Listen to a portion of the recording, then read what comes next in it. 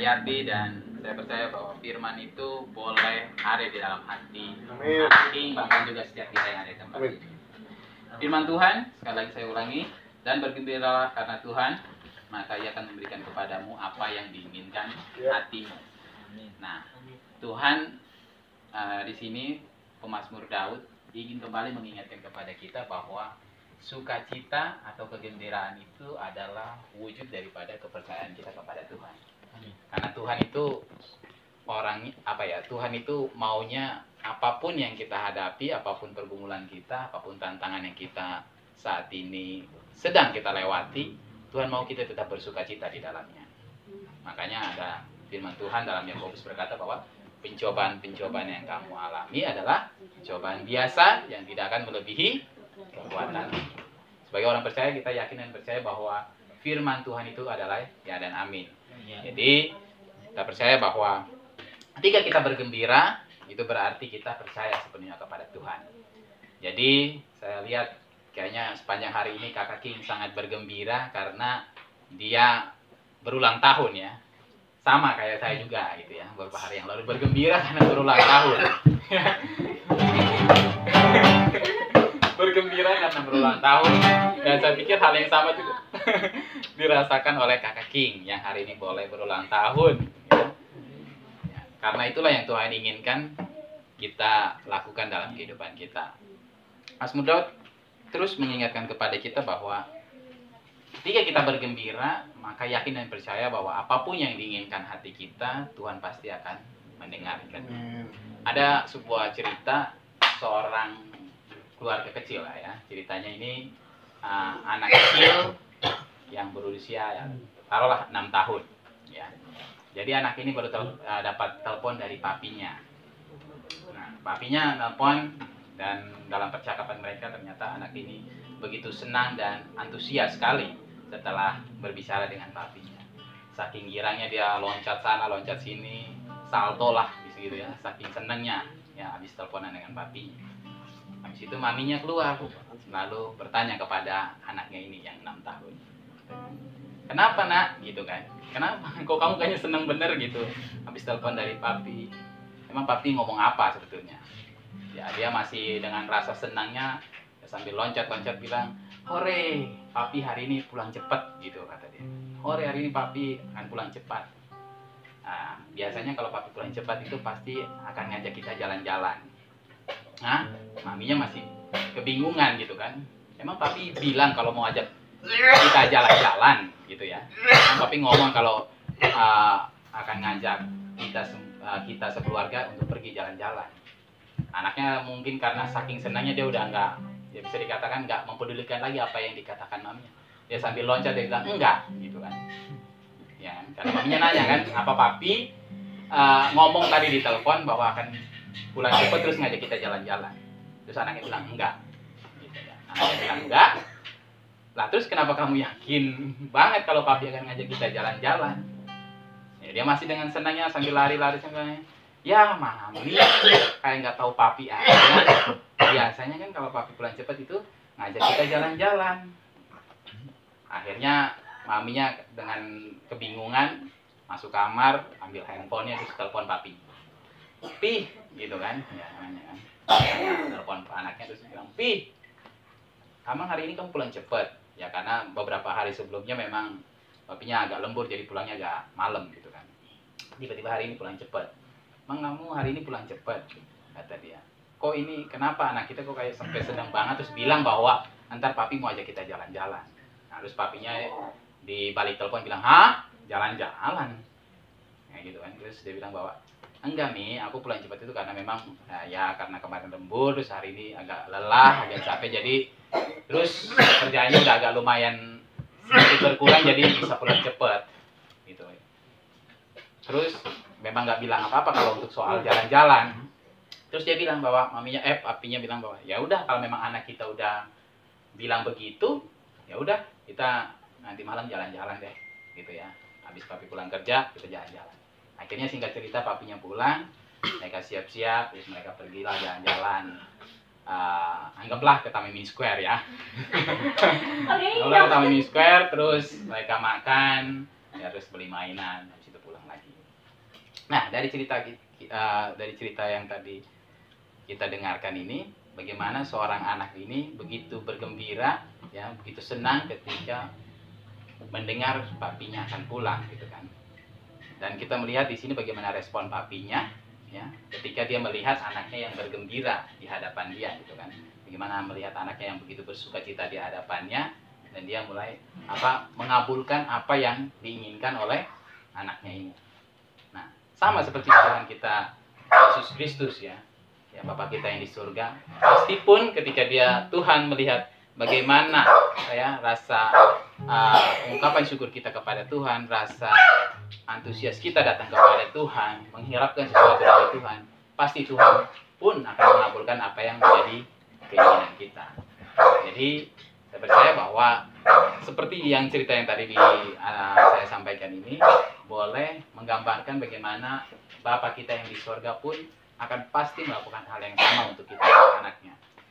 Sekalipun mungkin kita bergembira, tapi sebetulnya nggak bergembira juga, karena ya tadinya sebetulnya nggak tidak sesuai dengan yang diharapkan oleh kita. Tapi ternyata Tuhan melakukan apa yang tidak pernah kita pikirkan dan kita bayangkan. Kisah di atas ini menggambarkan, ya mungkin minggu lalu Karido belajar dari anak-anak kan. Karena itu anak-anak itu yang super aktif, yang pengen tahu sesuatu, mau belajar sesuatu. Nah, tapi di balik itu juga Tuhan ingin kita melihat contoh lain dari sisi anak-anak itu, ya. Bagaimana anak-anak yang begitu antusias ketika meminta sesuatu atau mengharapkan sesuatu kepada bapaknya. Saya berharap di momen yang spesial ulang tahun ini, momen yang pastinya biasanya ulang tahun itu mengharapkan sesuatu, ya. Ya pasti ada doa, ada kado biasanya, ya bahkan mungkin ada cara tiup lilin, ya, dan sebagainya, biasanya rutinitas kita. Nah, sama halnya seperti hari ini Kakak King yang boleh berulang tahun, tadi sudah baca firman renungan ini, ya. Bergembiralah karena Tuhan, maka Tuhan akan memberikan kepadamu apa yang diinginkan hatimu. Jadi apa yang King saat ini lagi harapkan untuk doakan kepada Tuhan, yakin bahwa Tuhan pasti akan memberikannya kepada Kakak King. Ya, saya percaya bahwa dari kisah yang kita baca ini tadi menggambarkan bahwa Tuhan itu seperti, ya, hanya satu-satunya Tuhan yang kita panggil Bapa, ya. Mungkin kalau Tuhan yang lain nggak ada sih, kayaknya ada jarak, ya, ada gap gitu, ya. Tapi kita itu begitu dekatnya dengan Tuhan antara Bapa dan Anak. Jadi nggak ada lagi yang jaim-jaim untuk minta kepada Tuhan. Maka dari itu buktikan cintamu kepada siapa? Padanya itu jangan yang kiri kanan, ya, tapi padanya, ya, itu. Sekali lagi, buktikan cintamu pada Tuhan. Bagaimana kita membuktikan cinta kita kepada Tuhan? Hal apa yang harus kita lakukan untuk membuktikan cinta kita kepada Tuhan? Yang pertama adalah berdoa tentunya, ya. Nah, kadang-kala nih doa ini masih menjadi rutinitas bagi kita, ya. Bangun tidur, mau tidur, makan, paling, ya. Paling itulah, paling, ya, bangun tidur, mau tidur, makan. Tapi kadang-kala kita tidak memberikan spare waktu yang spesial untuk kita doa 5 menit atau 10 menit untuk hal-hal yang kita harapkan daripada Tuhan. Selain doa makan, doa tidur, atau bahkan juga doa mau pergi kemana, mau jalan kemana, ya. Atau bahkan mungkin hanya doanya pas kalau lagi di gereja seminggu sekali, plus baca Alkitabnya seminggu sekali. Nah, ini yang paling repot. Jadi bukti cinta kita kepada Tuhan yang pertama, ya, adalah berdoa. Nah, berdoa itu berarti jadikan seperti gaya hidup kita, ya. Khususnya kayaknya kalau hari ini nggak berdoa tuh rasanya gue nggak nyaman banget gitu, ya. Sama kalau kita ketinggalan handphone, ya. Kayaknya lebih akan keliengan atau pusing kalau HP-nya ketinggalan ketimbang kalau Alkitabnya yang ketinggalan, ya. Pasti kalaupun dia misalnya mau ke Horeb, nyampe di jembatan yang apa tuh, tol yang full taksi, ya. Tirup. Nah, yang tirup itu pasti dia bela-belain pulang untuk ngambil handphonenya. Tapi kalau Alkitab kayaknya mungkin kalau Alkitab kayaknya pasti dia udahlah terus aja deh. Ada Alkitab HP ini, ya. Memang sekarang sih memang agak sedikit terbantu, ya. Jadi kita agak dibikin permudah untuk segala sesuatu. Tapi Tuhan mau melihat bagaimana kesungguhan kita datang kepada Tuhan. Nah, itu tadi bukti cinta kita kepada Tuhan, yaitu melakukan berdoa, menjadikan doa sebagai gaya hidup kita, khususnya kita anak-anak muda, ya. bahwa apapun yang kita lakukan, apapun yang menjadi kerinduan kita, apapun menjadi harapan kita ke depan, semuanya dimulai dengan doa. Yang kedua adalah apa? Yaitu tadi, merenungkan firman Tuhan, baca firman Tuhan. Jadi jangan buka Alkitab hanya tadi yang saya bilang ya, seminggu sekali, tapi ya seperti firman Tuhan berkata bahwa yang kesukaannya itu Taurat Tuhan ya, dan merenungkannya siang dan malam. Ia akan seperti pohon yang ditanam di tepi aliran air dan menghasilkan buah pada musimnya. Nah itulah poin plusnya ya. Kadang-kadang orang yang sering baca firman itu pasti akan berbeda dengan orang yang jarang-jarang baca firman. Hidupnya pasti berdampak, berbuah ya, dan dinikmati oleh orang-orang di sekelilingnya. Ya, jadi pastikan bukti cinta kita kepada Tuhan itu mengucap syukur atas setiap berkat yang Tuhan berikan, atas usia baru yang Tuhan berikan. Ya, jadikan doa sebagai gaya hidup kita sebagai anak-anak Tuhan, karena biasanya orang Kristen itu paling mencolok ya. Biasanya ketahuan banget gitu ya. Kadang-kadang mungkin lagi makan di KFC doanya masing-masing ya. Ya. Tapi kalau di rumah makan tempe tahu, thank you Jesus. Supaya Tuhan memberikan ayam goreng besoknya gitu. Tapi ketika dia lagi di KFC, suruh satu berdoa, pasti yang satu bilang udah doa masing-masing aja ya. Gitu. Nah inilah sebetulnya yang kadang-kala kita sebagai anak-anak Tuhan malu untuk menunjukkan siapa kita sebetulnya. Ya, sebetulnya kita adalah kepunyaan Allah, anak raja yang ibarat kata tuh bisa dibilang nggak perlu khawatir bagaimana kehidupan kita. Namun hal-hal contoh-contoh kecil itu menggambarkan sikap hati kita. Jangan malu untuk menunjukkan identitas kita ya. Makanya senang kalau misalnya kita lihat orang yang selalu mengatakan wah Yesus apa-apa, misalnya dia menyatakan siapa dirinya ya, siapa Tuhannya. Nah, itulah bisa kita ambil contoh bagaimana hal-hal sepele yang berdoa, mau makan dimanapun kita tempat ya. Kalau misalnya dia berkeluarga ya doa. Oh, nggak bakalan orang larang langsung bilang mas keluar aja, jangan makan di sini ya. Itu nggak mungkin. Nah, jadi pastikan kita menunjukkan identitas kita sebagai anak Tuhan yang dimanapun kita berada, kita menjadikan doa sebagai gaya hidup kita sebagai orang percaya. Yang berikut tadi firman Tuhan kita renungkan bukan hanya di hari Minggu, tapi di rumah kita pun kita bangun mesbah ya. Saya bersyukur banget karena keluarga di tempat ini begitu luar biasa ya. Kayaknya dalam seminggu tuh 1 bisa 2 atau 3 kali beribadah ya. Nah, ada ulang tahun beribadah ya kan. Ada doa Senin beribadah. Bahkan tiap tanggal 12 juga ada beribadah. Jadi dalam sebulan itu bisa selain hari Minggu juga mungkin 1 bulan itu bisa 10 kali kali ya rumah ini diisi dengan doa dan puji-pujian kepada Tuhan.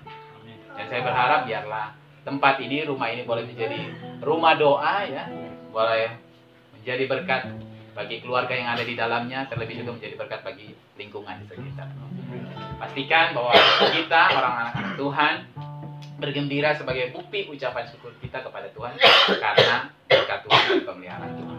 Jadikan doa sebagai gaya hidup kita, jadikan firman Tuhan itu yang terus kita renungkan siang dan malam dan dalam kehidupan kita. Jadi kalau saat ini mungkin kesehatan kita masih terganggu, yakin dan percaya bahwa dan doakan bahwa oleh biru-biru Yesus aku pasti disembuhkan. Amin.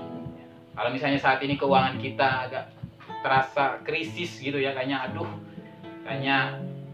cekak banget ya kalau ya, kayaknya agak cekak banget nih keuangannya. Kerja tapi kayaknya masih kurang aja gitu. Tetap yakin dan percaya bahwa Tuhan Allahku akan memenuhi segala keperluanku menurut kekayaan dan kemuliaannya Tuhan kita Yesus Kristus. Jadi jangan patah semangat bahwa ketika kita mengucap syukur, Tuhan pasti akan mencukupkan apapun yang menjadi kebutuhan kita. Kalaupun misalnya kita ada masalah pribadi, ya, masalah dalam keluarga, doakan bahwa Tuhan pasti akan memulihkan keluargaku. Tuhan pasti akan memulihkan kehidupanku. Ya, karena itulah yang Tuhan inginkan sebagai anak-anak Tuhan di hari-hari yang bukan semakin baik ya, tapi hari-hari semakin jahat ya, kata firman Tuhan. Iblis itu seperti singa yang di luar tuh lagi ngaung-ngaung, lagi menunggu kapan kita lemah, kapan kita lengah. Nah, dia udah siap nangkep. Dia lagi ngintip di lubang pintu nih. Kira-kira siapa di antara kita yang akan lemah dengan keadaan dunia saat ini. Tapi Tuhan mau supaya kita tetap menguatkan hati kita, meneguhkan iman kita, supaya ketika kita keluar dari tempat ini, kita boleh dipelihara oleh Tuhan, kita boleh dijaga oleh Tuhan. Bahkan kemanapun kita pergi, dimanapun kita berada, Tuhan pasti akan menyediakan berkat bagi kehidupan kita. Amin. Amin. Amin. Ya. Mari kita merenungkan dalam hati kita pribadi lepas pribadi, kira-kira kalau sampai saat ini doa kita belum dijawab oleh Tuhan, ya, bagaimana sikap kita kepada Tuhan? Apakah kita akan kecewa atau kita akan terus berdoa dan berharap sepenuhnya kepada Tuhan? Bagaimana komitmen kita kepada Tuhan? Apakah kita tetap bersuka cita? Apakah kita tetap bersyukur sekalipun ada tantangan, sekalipun ada persoalan, sekalipun ada permasalahan, sekalipun sakitku belum sembuh, ya, sakitku kayaknya nggak bisa diangkat, Tuhan kapan gitu ya? Kita menantikan waktu itu kapan? Tapi Tuhan meyakinkan kepada kita bahwa waktu Tuhan adalah yang terbaik. Maka dari itu, supaya kita mendapatkan apa yang kita peroleh dari Tuhan, buktikan dulu cinta kita kepada Tuhan. Karena Tuhan itu kan Allah yang pencemburu ya.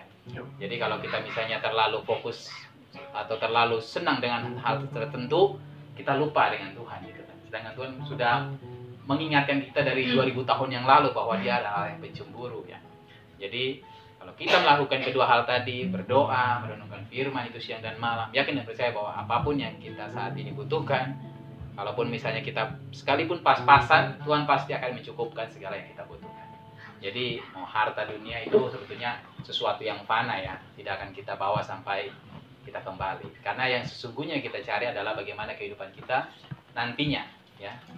Jadi buat mau kita sebagai hebat apapun kita di dunia ini, tapi kalau endingnya kita tidak menjadi bagian penting dalam kerajaan Allah, kayaknya hampa banget ya, kayaknya sia-sia banget. Mungkin kita jadi warga kerajaan surga, tapi kita nggak dapat tempat spesial gitu ya. Karena kita berdoa bahwa Tuhan, supaya nanti aku dapat tempat di sisi kanan atau di sisi kiri. Tapi yang ada mungkin kita ada di belakang, atau bahkan juga mungkin ada di barisan paling belakang sono ya. Walaupun kita sama-sama ada dalam kerajaan surga. Karena barang siapa percaya dan menerima Yesus, sudah pasti akan masuk surga. Memang kita semua memiliki tempat yang sama, tapi dengan porsi yang berbeda. Ya. Jadi bagaimana untuk kita dapatkan suatu bonus yang lebih, poin yang lebih, atau mahkota itu kita dapatkan, supaya kita ada di sisi kiri Bapa, sisi kiri Bapa. Ya, kita melakukan apa yang Tuhan inginkan. Kita berlomba-lomba melakukan hal-hal yang Tuhan mau, walaupun ya saat-saat ini pandemi udah kayaknya ada yang bilang menurun, tapi ada yang bilang mulai muncul lagi varian-varian yang baru. Kayaknya dunia ini makin gak nentu kan. Ya, firman Tuhan udah kayaknya gak pernah meleset dari firman ya. Semuanya sudah tergambarkan dari 2000 tahun yang lalu ya. Bahwa dunia hari-hari ini akan makin jahat.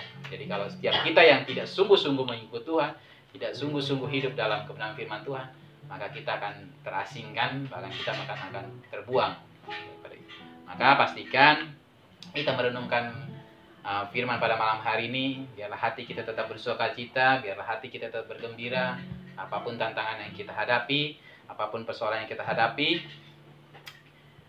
kita yakin dan percaya bahwa kepada Tuhan akan memberikan apa yang diinginkan hati kita.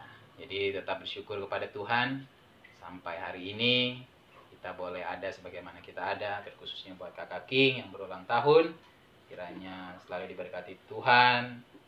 Ya, apapun yang menjadi cita-cita King, bahkan tumbuh kembangnya, masa depannya boleh diberkati Tuhan.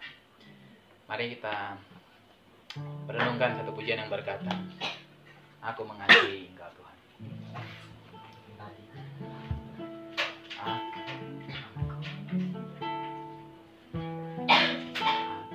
mengasihi Engkau Yesus dengan segenap hatiku. Aku mengasihi. Aku mengasihi Engkau Yesus dengan segenap jiwaku. Ku renungkan firman-Mu siang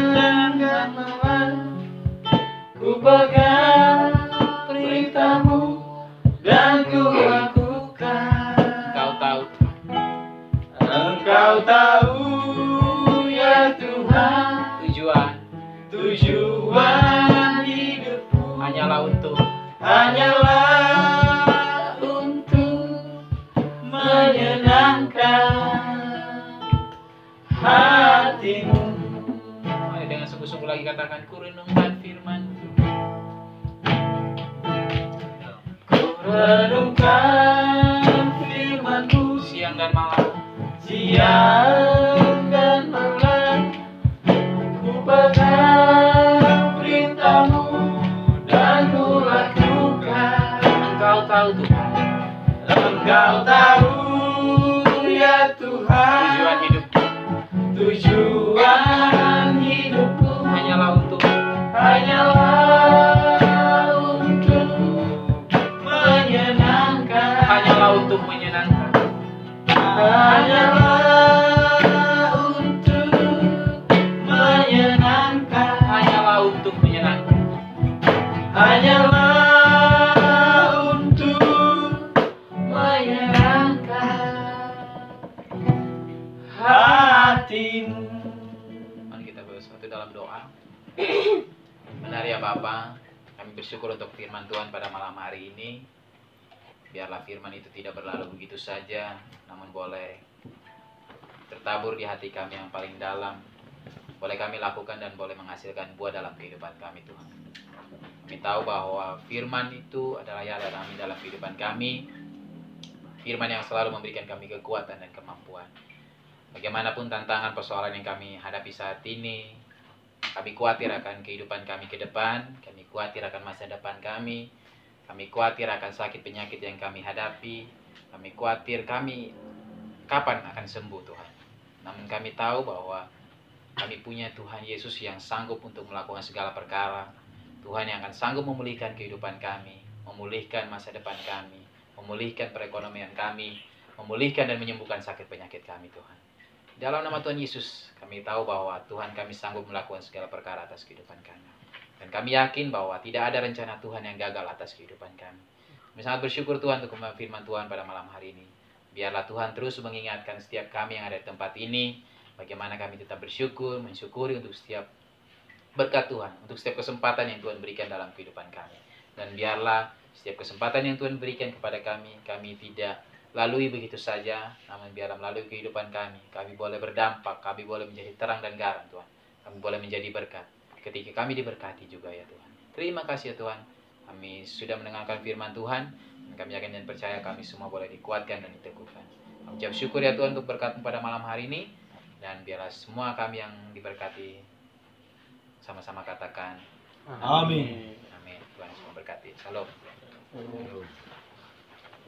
Oke.